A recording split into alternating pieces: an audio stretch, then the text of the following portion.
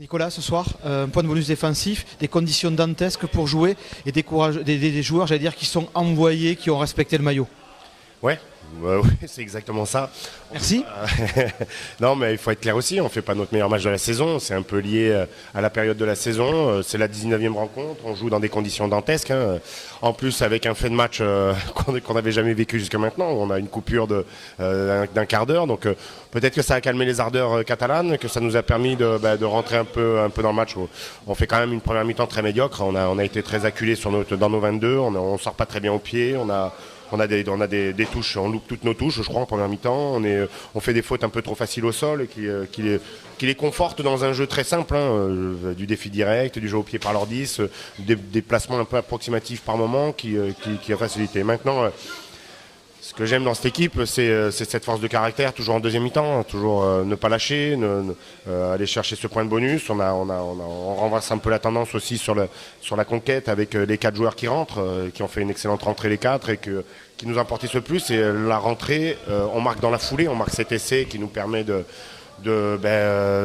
d'espérer même faire mieux, puisqu'on était à 14-10 à ce 14-10 à ce moment-là et voilà, bon, on prend cette pénalité malheureuse encore une fois sur un fait de jeu lié qu'à nous, hein, c'est sur une prise aérienne, on n'a pas le ballon, on plonge un peu, voilà, bon, c'est je crois que vu ce qu'on y a mis comme ingrédient, vu les conditions, moi je suis très satisfait ce soir d'avoir un point de bonus.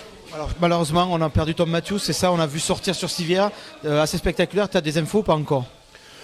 Tom est sorti déjà parce qu'il se tord la cheville et qu'il se plaignait un peu de la tête, donc il y avait une petite commotion en plus et qu'il fallait bon, le sécuriser et puis voilà, ça nous a permis de finir à 15 et de jouer le match avec tout le monde.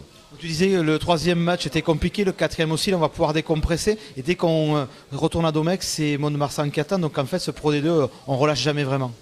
Jamais, c'est un marathon, c'est interminable.